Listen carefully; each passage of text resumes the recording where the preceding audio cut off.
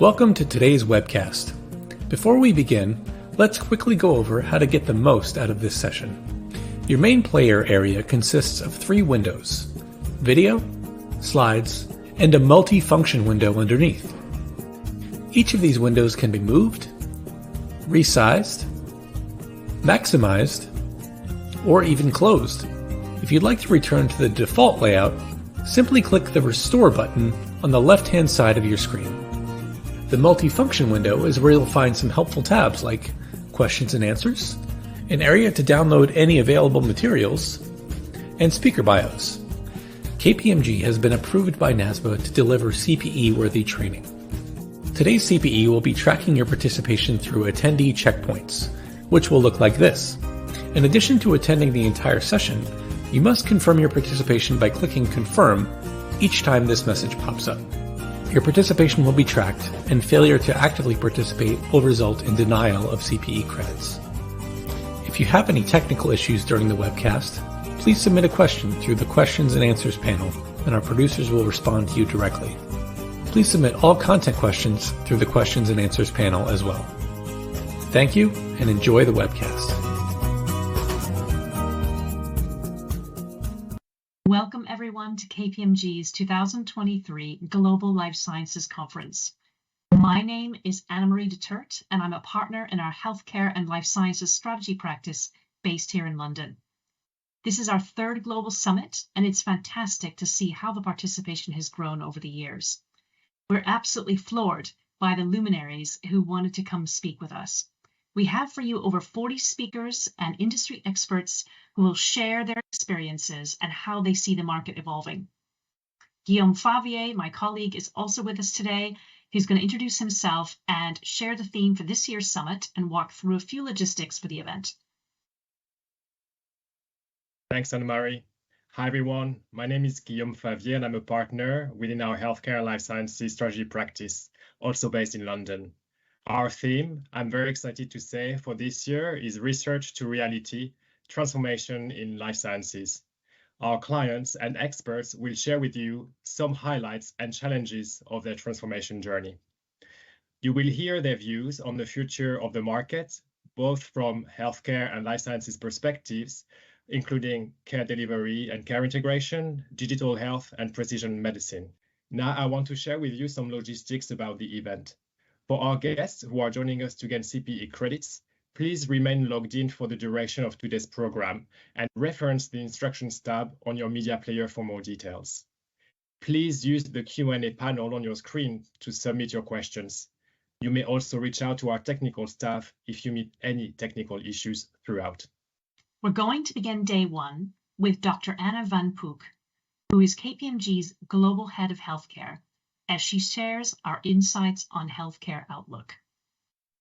After Anna, you will hear from our Chief Economist, Yael Selfin, who will share her insights on the economy. Yael's research as an economist looks at the impact of major shocks, as well as new technologies, could have on the economy and on individual businesses. Hi, great to be with you all to share our view from KPMG on the horizon, the future of healthcare. But maybe I start with introducing our KPMG healthcare practice, which consists of 5,000 people, staff members working in healthcare in 70 countries throughout the world. And we pride ourselves on the fact that we have 200 clinicians being part of our team who are helping us to really deliver services to healthcare from healthcare people. Another pride is our partnership with the World Economic Forum on the program on healthcare system sustainability and resilience. At this moment, healthcare is in a real perfect storm. I have the privilege of being on calls with clients throughout the globe every day. And to be honestly, every day I hear the same from our clients. Healthcare is in a crisis. What this crisis is? Just join me in watching this little video.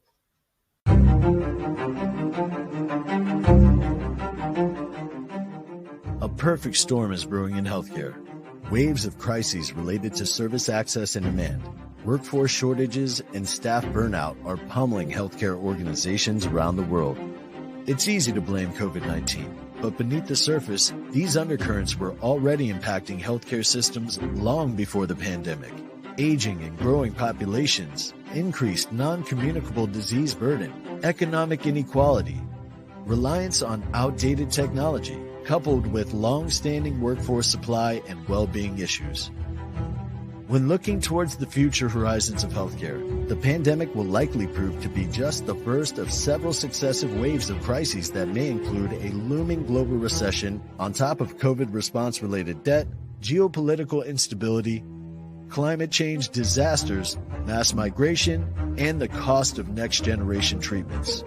New approaches to healthcare challenges are needed because historic methods are unlikely to be effective in navigating the magnitude of current and future challenges.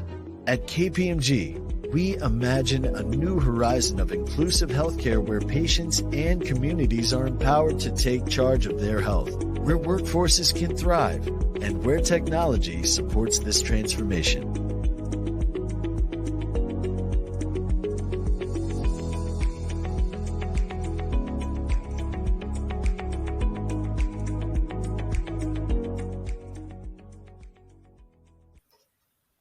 So,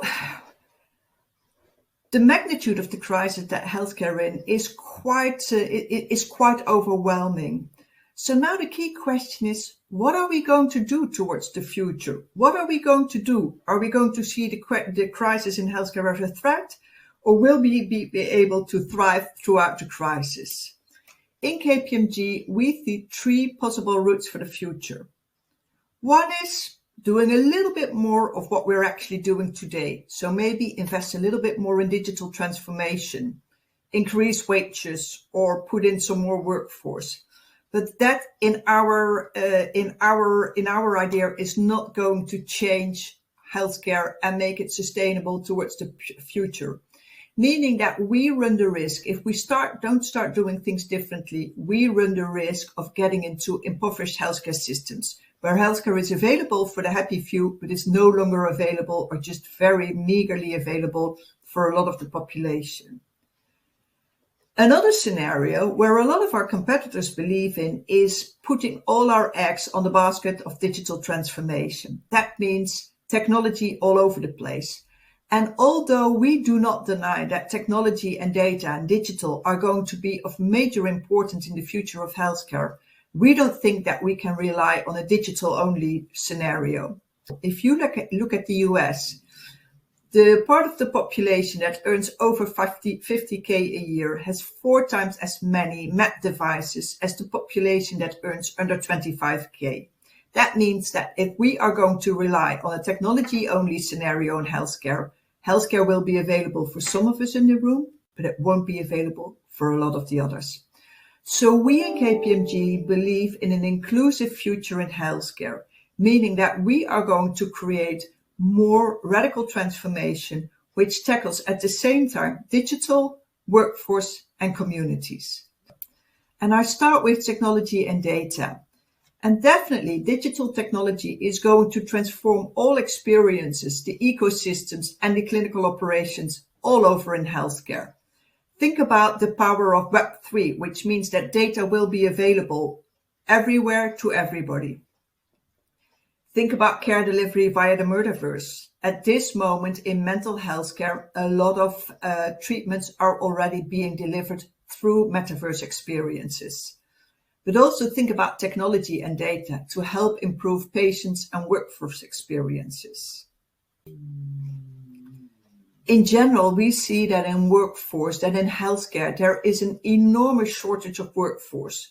And that was even increased by the pandemic. We see burnout, we see attrition, but we also see too little influx because of the changes in generation. So that means that in the future, we will need to rely on digital and technology to enable our workforce in order to be able to do their jobs. We will see healthcare jobs moving from roles to skills, which makes it much more easy to really be agile and to plan in a flexible way. We think that we will see much more a move from organizational towards system employment, creating a much wider pool of available workforce across the system. And we will see AI and cognitive technologies to help liberate healthcare workers from their routine tasks. Just think about the fact that about 40% of all time of healthcare professionals is being spent on administrative and routine tasks, and that these tasks can be taken over by technology and by AI. A great example of that, just as a use case, is what happened in Israel with a strongly digitally enabled workforce. Hadassah Medical Center in Israel had an enormous shortage of oncology nurses and rethought their whole process, analyzing it and looking at the places where technology could replace workforce and where the administrative burden on staff could be reduced and patient experience could be increased. What to think of when we talk about a digital oncology nurse service? We talk about automated planning for the whole process. We talk about patient journeys by app. We talk about a push of information and documentation when clients need it. We think about chatbot services after chemotherapy, giving the nurses the room to really step up and really play a role, either when a situation is complicated or when a patient is not digitally enabled enough to consume healthcare in a digital way. They introduced this a couple of years, about 3 years ago. What are the results after 3 years? Patient satisfaction is up 50%. Staff satisfaction is even up 78%, which is very important for the retention of workforce. And staff workloads went down 27%. And that means that we were really freeing up nurses in this case by taking over routine and administrative tasks by AI and freeing up these nurses to really intervene and work with patients when it matters and where it matters. The third trend that we see being very important in the future of healthcare is the role of communities and how we can empower communities. And so for healthcare, we think about community empowerment and responsibility for population health, giving communities a very good view on how the health of the population is, where weaknesses are, where demands are, in order to act very targeted and very timely. We think that there will be much more data-driven community health and care, having platforms, having health equity platforms, having KPIs who are showing healthcare workers where to act, when to act, and what to do. And we think that in the future, in communities, and in order to make communities stronger, we will need a totally new role and expanded role for primary healthcare. Building primary healthcare up, not only in scaling up in terms of volumes, but also scaling up in terms of more multidisciplinary working, from specialist care to nursing to social work, and also scaling it up by giving a much stronger back office support to primary healthcare. Let's move to Australia for a very good example on this. Australia has a huge problem with their original indigenous population. Lots of communicable diseases, a lot of mental health problems, lots of social issues, unemployment. And in order to tackle this, due to the situation with the indigenous population, there was very little trust from the indigenous population in formal healthcare institutions. In order to tackle this, they created Aboriginal community health organizations, which means that the community of Aboriginal itself is controlling the healthcare organizations, is delivering healthcare. That means that the healthcare services, but also ingrained with social services that are being offered, are much more comprehensive and are much more culturally appropriate, tackling the whole problems that we're talking about. So not only medical problems, but also social problems, but also doing it culturally appropriate, and it is trusted by the population. These organizations are initiated and are operated by local Aboriginal communities.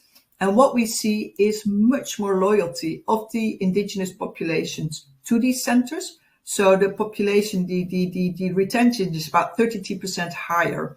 But we also see a decrease in avoidable mortality rates for the indigenous Australians due to these centers.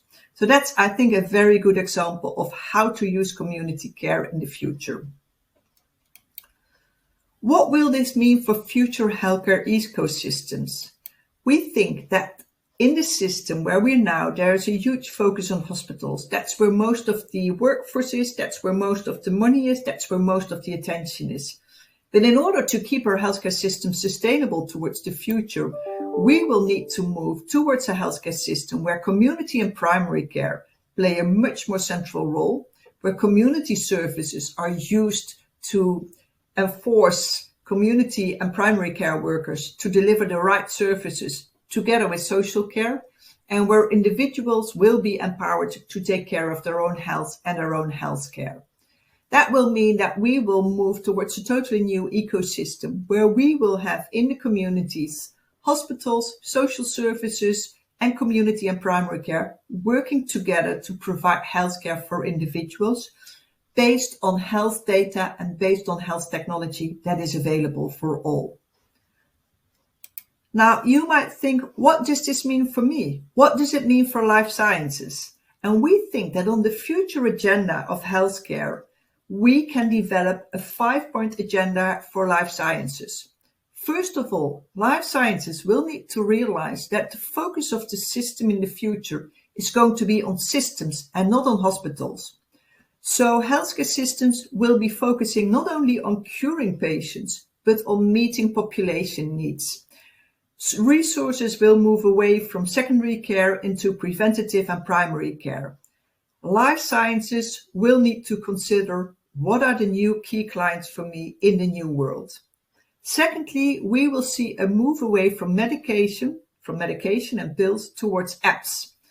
There will be much more digital touchpoints and new models of care delivery that will empower patients and that will really engage with digital apps, empowering patients to take care of their own health care. And especially in the last few years during COVID-19, we saw the increase in digital health delivery, and we are at this moment still seeing an enormous increase in apps as medications. That will mean that life sciences industry will need to think how to provide medication through apps or how to replace medication by apps, a whole new journey to tap into. We're moving into an era of personalization, and the rapid development of AI and machine learning means that we are entering that era of personalization. And that will give a huge benefit of technology, and that will give a huge benefit of combining technology together with data in order to make healthcare much more personalized, to make it much more preventative, and to make it much more proactive. That's another road that the life sciences industry will need to be playing in.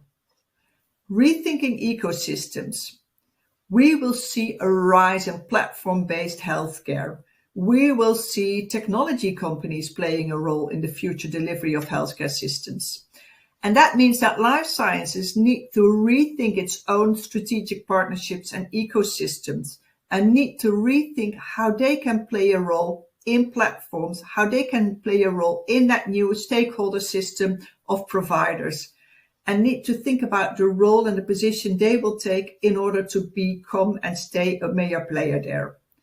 And then last but certainly not least, new providers of data. We foresee a future where through mechanisms like DAOs, the decentralized autonomous healthcare organizations, we will see much more personal ownership of data. We will see much more corporations of patients owning data. It's a huge reservoir for life sciences industry, but life sciences will need to think how they can capitalize upon these new providers of data and upon these new data systems. So all in all, 5 points to consider for your future and 5 points where you need to think, are these on my agenda? Am I able to take advantage of the new opportunities? Will I be a major player in the healthcare system of the future? Thank you. Hi everyone, I'm Yael, Selfin, the Chief Economist of KPMG in the UK, and today I'm going to talk to you about the global economic outlook. So we've got some good news and bad news for you to share today. The good news is that we've all been really worried about inflation, and it has major implication for the global economy that I will take you through a little bit today, but we are seeing some significant signs of moderation in inflation. We are expecting inflation to go back to central banks' targets of around 2% by sometimes next year. So that's really good news.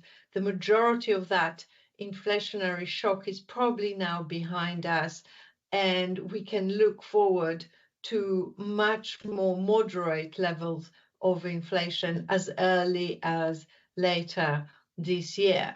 However, that doesn't mean that we're not going to have a higher nominal interest rates. So we've seen an unprecedented almost of a quick and sharp rise in interest rates across major economies, and we are expecting interest rates to remain relatively high. So even though inflation is going to go back down to target, interest rates are likely to remain at current level or maybe slightly higher initially in some economies, and then to fall, but not by that much next year. So we will have higher interest rate, which is a major change from the decade or so period of record low levels of interest rates. And therefore, it's not surprising that we have seen some cracks in the economy as a result of this shock and very harsh medicine by central banks. We've seen some, especially regional banks, especially in the US, under pressure. And it is possible that we'll see as a result of that tighter credit conditions in other economies. So that is something that is going to be another headwind for us, for the global economy.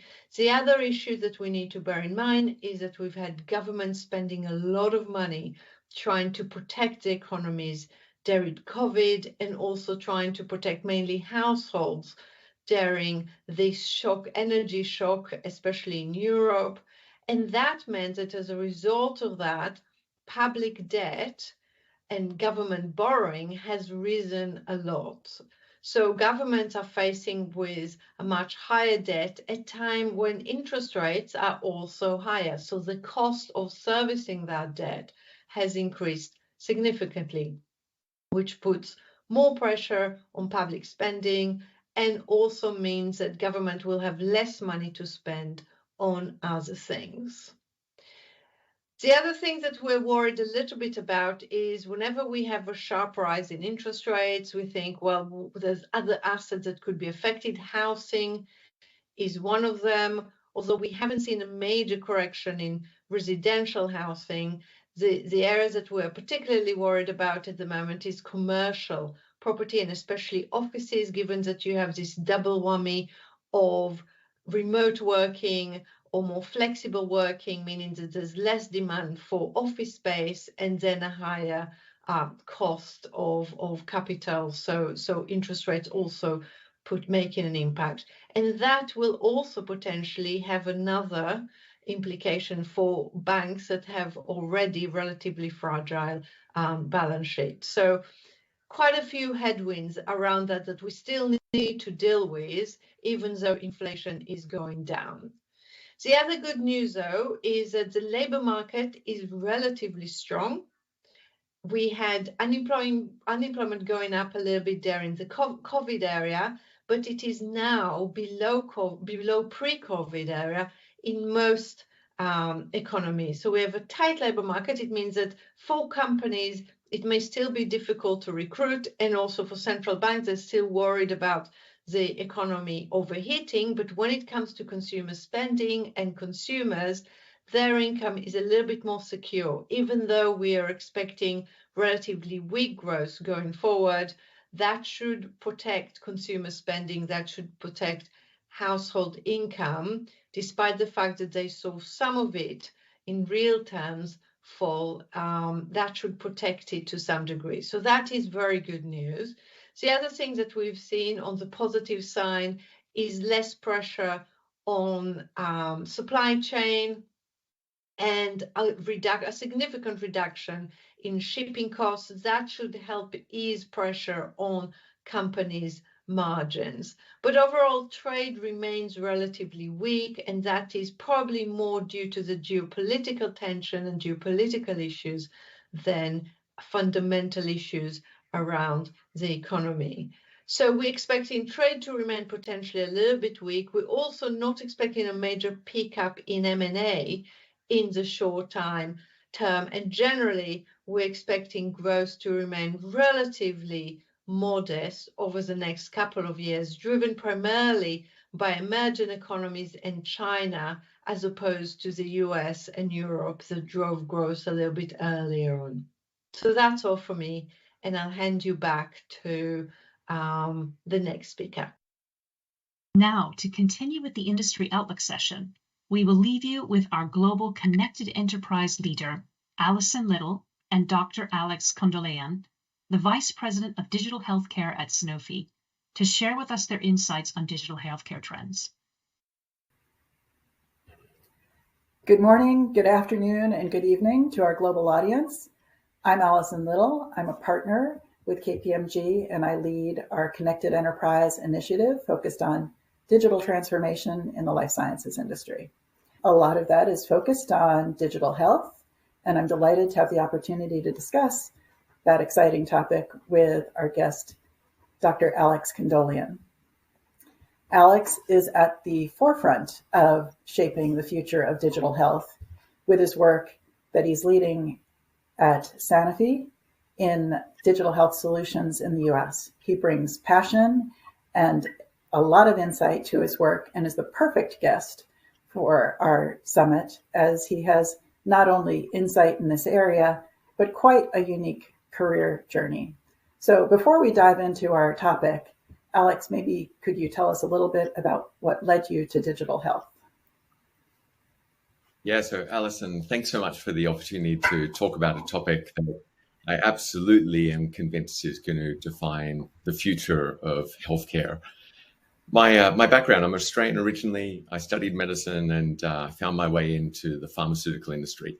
I had the chance to not only work with Sanofi in Australia, but also in China and then in Paris. And now I'm currently based out of the US. As I've traveled around, I think sometimes you just don't know what you're going to learn on the serendipity of a career journey. And I had a 3-year period, which was really enriching, where I was focused on the consumer part of our business. And consumer, they led the way. They started to disrupt the established models, whether we're thinking about e-commerce or how you do marketing to consumers. I started to see the impact of what's possible in digital. And that really drove me to start talking to smart startup companies and great providers in the digital space, the data analytics space. And it just made me absolutely convinced that what we're seeing happening in the retail segment, and we might even say in our everyday lives, that benefiting us through digital mechanisms, it's only a matter of time before it comes to healthcare. And therefore, I decided probably about 5 years ago that I was going to focus my career entirely in this area. So that's a little bit of background context of what's got me here and what I think is going to be an exciting future for all of us that choose to invest here. Well, it's a great foundation, and I think just to give some context for our audience, I think we are in some ways in healthcare, behind other areas. We've been banking online, shopping online. So much of our life is already fully digital, but let me share a few fun facts about digital health to get us started. A Google search on the term digital health returns over 30 billion hits. Globally, digital health startup companies raised nearly $26 billion last year, and it was over 50 the year before, just so for context. There are more than 195 million Apple Watches that have been sold since it was launched in 2015. Fitbit has over 111 million registered users, and 6.6 billion people have a smartphone. That's roughly 85% of the global population. Finally, the digital health market is projected to be over $4.5 trillion in 2029. So that's a lot of money and a lot of enthusiasm. And I'm glad that we have you to help us sort that all out. So before we, get fully into it, I kind of want to cover where we are today with digital health, what's ahead and where we might be at some point where we sort of are at a level of maturity. But first, let's start with the term digital health. It sort of feels like a term a consultant invented because it sounds cool, and who wouldn't want it? But if you ask 5 different people what it means, you'd probably get 5 different definitions. So maybe you could start by giving us your view of digital health. I like to start by thinking about what's the consumer expectation of today. And I think what we've seen, clearly accelerated by COVID, is that people expect a better experience of healthcare than what they're receiving today. And they expect that digital is going to be part of that experience.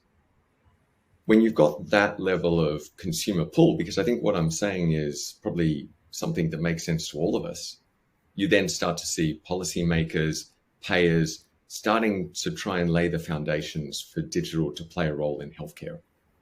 And that starts to put pressure on the provider systems and the physicians and other healthcare professionals that are working in that. And that starts to drive innovation in terms of what are brilliant ways we can use digital in order to deliver healthcare in ways that is going to meet the stakeholder needs, whether it's that end consumer or patient that we're seeking to serve, the policymakers, the payers, or the complexity that providers are needing to deal with. So a big problem statement with a big hope of transformation when we think about digital. When I think about so how do we define the boundaries of what digital healthcare might therefore be able to offer? I try and bucket them into 3 broad categories. I think about what can digital do to help me make better lifestyle choices every day. I then secondly start to think about how can digital help me manage a condition that I know that I've got? And thirdly, I start to think about how does digital change what treatment a physician is able to offer to people? And I think in all of those 3 settings, we're able to envisage that digital means are going to build on, adjunct on top of what we're already seeing available for people engaging with health and healthcare systems, and ultimately drive positive impact for all of us. So it is a broad term, it's got very broad applications, but I think you might be able to start by bucketing it into those 3 areas. So for sure, the innovation in sensor technology and bandwidth and personal devices has certainly come a long way from being sort of fun toy to something that's really quite a reliable medical device. Where are you seeing some real impact? There's certainly a lot of promise, but where are you seeing the biggest impact now? So I think the golden part of everything that we need to be working out when it comes to digital is thinking about what's the power of getting someone engaged in their own health journey. And if you can get someone engaged in their own health journey, how do you use that engagement as a means of driving behavior change? And how do we make sure that that behavior change drives some sort of health benefit? That's the basic equation I think we've got to solve for. So engagement that drives behavior change that leads to a tangible, ideally measurable impact on health status. And when you think about that little formula there, all of a sudden, the sort of platform technologies you're using are absolutely critical. The connected ecosystem, all the devices that we've just talked through, Alison, be it the smartwatches or the Fitbits or any other CGMs or any other biometric data, is going to help drive that engagement. It's going to help drive positive behavior change. And if we set it up the right way, it's going to help to drive the health outcome benefits that we're seeing. I just want to make a little bit of a side sort of call out when you think about all of that. I think we have some dangers that can come with it. We already have a highly fragmented healthcare experience for people. And when I think about the provider systems that are in place, the drug interventions that are important for people, the device interventions and solutions that are helping people manage a condition or better appreciate their health, we don't want digital to sit standalone. I think digital is a means of integrating that whole experience. How do you bring together the complexity of engaging with healthcare systems, the medications you're prescribed, the devices that are there to help you? And I think as we start to see that sort of engagement and that simplification, we're going to start to see the health results that come with it. And whether we want to talk about the lifestyle interventions that people get to benefit from, or the disease management solutions that we're starting to see good evidence that people are benefiting from, or the more formal prescription pathways that may emerge for digital solutions, all of them hold the potential to have impact and promise. And I think we're starting to see evidence of that. The data behind all of that is becoming very clear. And I think that that's why we're seeing ongoing momentum in this space. I can give an example, if that's helpful, Alison. In the case of the work that I do, we've partnered with one of the leading digital therapeutic companies, a company called Dario Health. It has a multi-condition platform, covers a broad number of conditions, from diabetes to hypertension to musculoskeletal conditions to mental well-being solutions. And when you can get someone onto that platform, because of their algorithms that are driving a hyper-personalized experience, you can keep someone on that platform for a good period of time. Health is not easy to maintain engagement on. So working out, how do we keep that person engaged for a good period of time? And when I've got that person engaged, how do I help them understand what's the easy choice that's going to be the good choice for their health outcome? And if I can get that formula right, and then if I can get the data that proves I've done that, then fairly I should be expecting to be rewarded. And that's why we're starting to see not only that technology is at a point of maturity where it can impact healthcare journeys, but also the incentives of the system are starting to come. The business models are starting to emerge because the proof points are becoming convincing enough that we need to keep doubling down and keep believing that this technology is ultimately going to be able to solve some of the big problems that we're experiencing in health today. So that's great. I love the work that you're doing with Dario Health, and I'm glad you brought that up. I think it is true, I believe, that the technology is not the inhibitor at this point. It's some of the other aspects, the commercial aspect of where does this fit in our current models? Do the models need to change, or do the solutions need to fit into the sort of existing structure? And also how do we drive that behavior change, both on the patient and the provider side? What do you think? Do you think ultimately that digital health will help enable an evolution in the commercial aspects of health? Or is this going to be something that has to be constrained by the current models? I think digital has the potential to really lift the impact of what's possible in healthcare. I'm hopeful that it doesn't completely disrupt, because I think what you want is for digital to join the multitudes of elusive and disconnected dots that exist today, which bring value, but just aren't maximizing value. They're not able to really be centric enough to the people working in healthcare, to the people using healthcare systems, to get the best value out of them.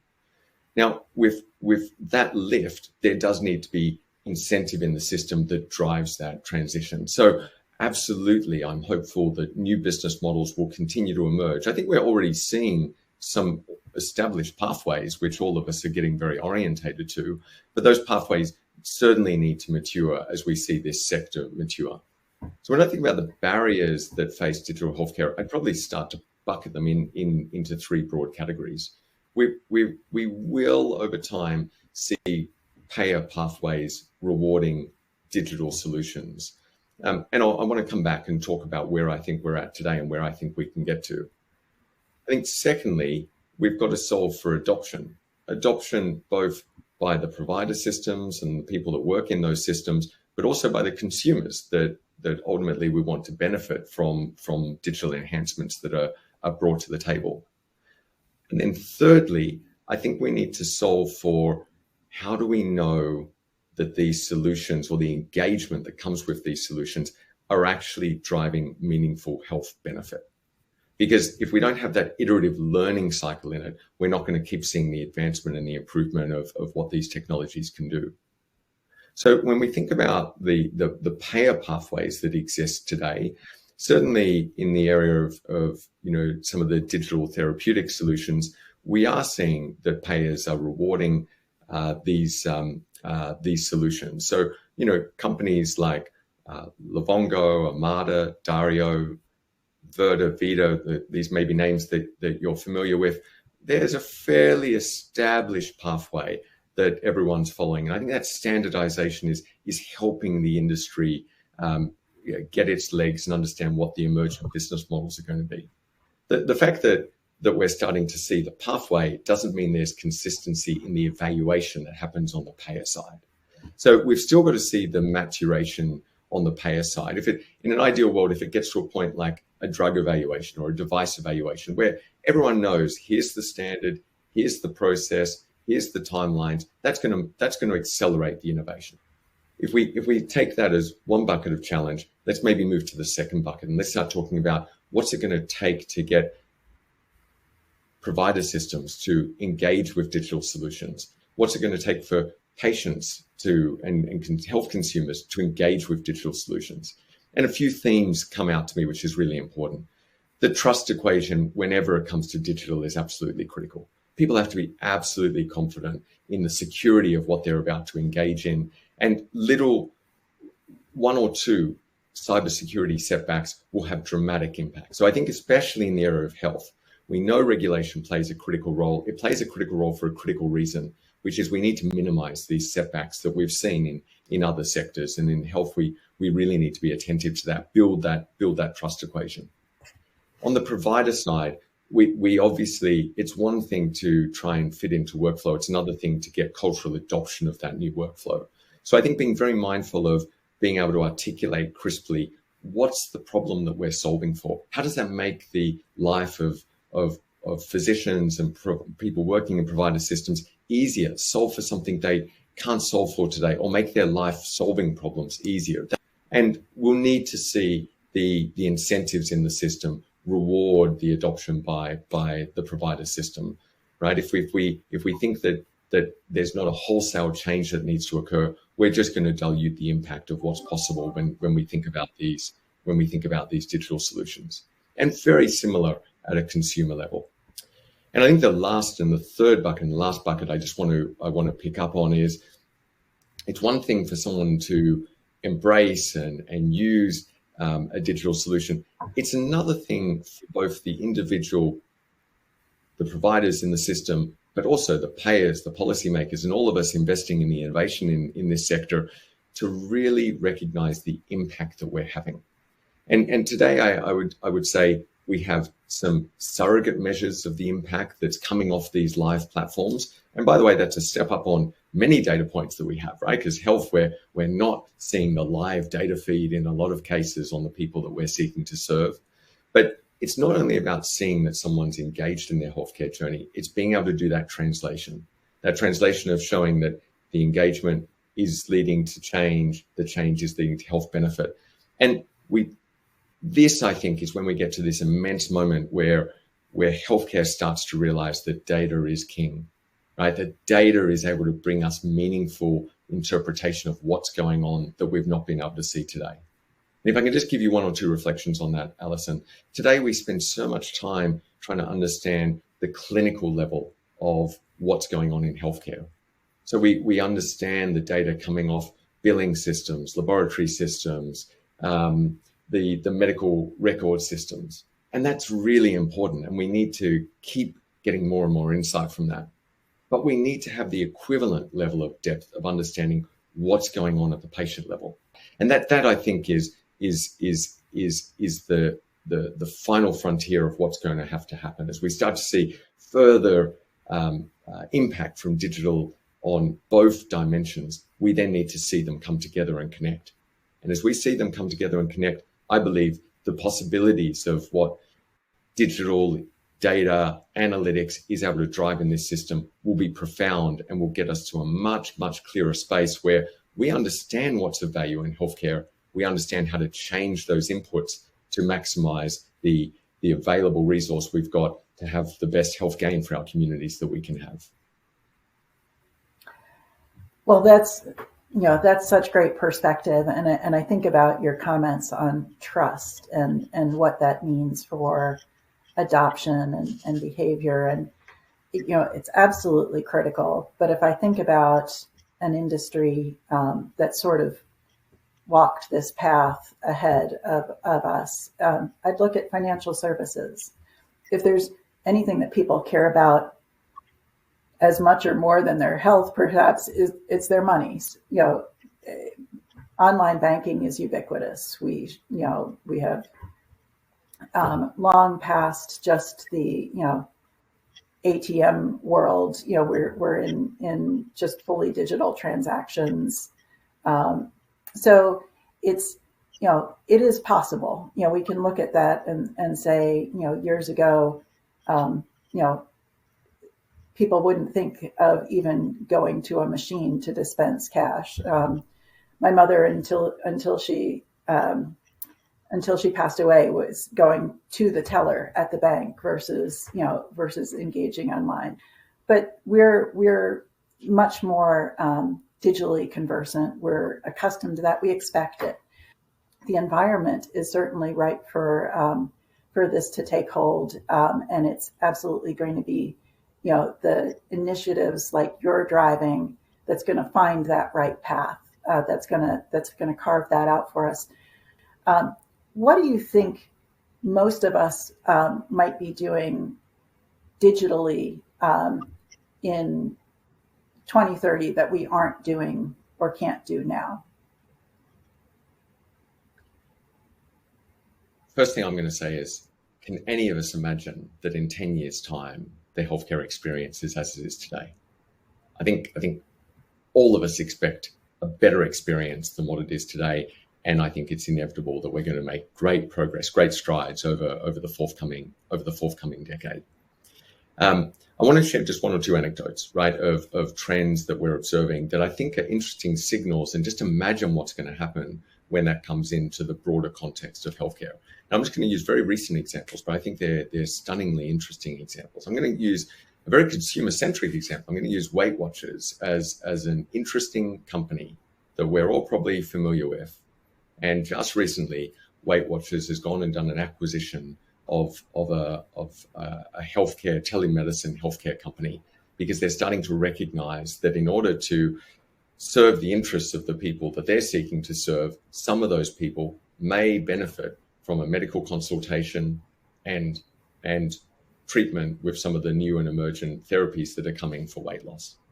Now just imagine that. That's a consumer pool that is redefining what's possible with healthcare solutions. And I'm just going to take that and I'm going to explode it out for a second. I'm going to say, okay, now I'm not seeking just a consumer solution. I'm seeking a medical need that needs to be solved for. And I want that medical need to be simple, accessible, a pleasure for me to engage with. And that means that every touch point needs to evolve. How do I know when is the right time for me to seek care from the provider system rather than to trust my own intuition on how to solve my health? And when I do that, how do I go to someone easily, seamlessly, where it's an experience where I'm in control, where I understand what I'm doing, and where I'm informed because I'm getting data that's informing me about the choices that I'm making in consultation with the medical system that I'm seeking help from. And then when I get that help, how do I know it's serving the benefit that I was seeking? And how do I get quick responses to questions and doubts that I've got in my mind? Another simple anecdote, which has just come out in recent weeks, we're seeing a leading technology company, a leading medical record platform starting to explore the role of ChatGPT when someone messages their physician with a question.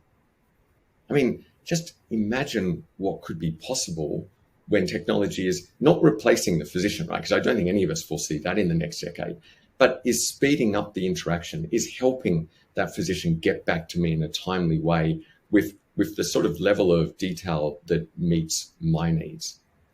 I think that's what's possible. It's this idea that a clunky and disconnected and difficult to navigate experience has all of a sudden become about me. It's starting to meet my needs. It's starting to give me the power to make my choices. That's what's possible.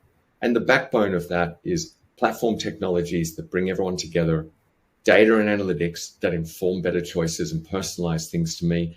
And I think that while we might not get to a single solution in the next 10 years that makes life easy, I think we're going to see big strides towards those sort of outcomes and solutions in the next 10 years. And let's just touch a little bit on what does it mean when we talk about like personalization, data driving personalization. It's not only personalization about what treatment I should be given that's good for me. It's also personalization about the social realities in which I live. What can I afford? What against my available resources and the social network that I exist in is the best solution for me? Because it might not be possible for it to be the most expensive, but that doesn't mean that I can't, within the context of how I exist, get the best care possible. I think they're all the things that we'll see strides towards in the forthcoming decade. And that actually was one of my last questions was how do we make sure that digital health actually